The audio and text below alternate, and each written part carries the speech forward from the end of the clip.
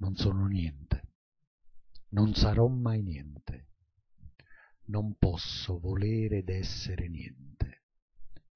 A parte questo, ho in me tutti i sogni del mondo.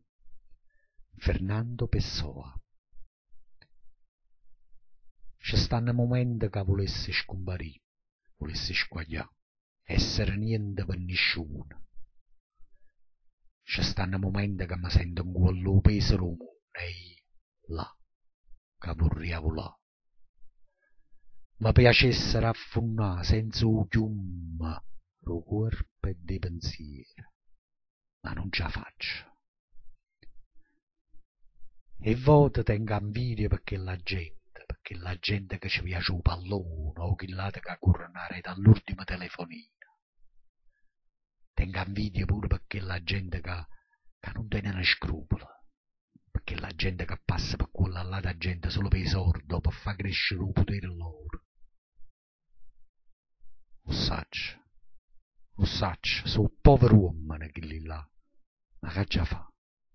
Prova una specie di invidia per loro, lo giuro.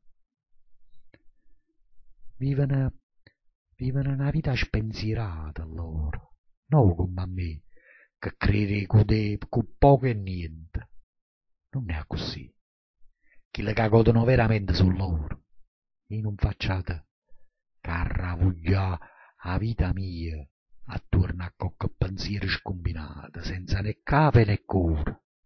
Pensiero che mi fa sentire pesante, un chiumma. Niente. Come ricetta Don Fernando, pure per me ci stanno momenti che mi piacessero essere niente, nessuna, invisibile per tutti quanti. Ma volesse ammiscare che i colori del mare, o qua povera terra mi ha bruciato.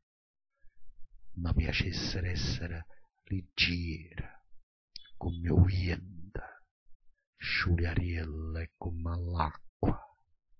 E invece sto qua e sento tutto il peso della vita mia, che lentamente, piano piano,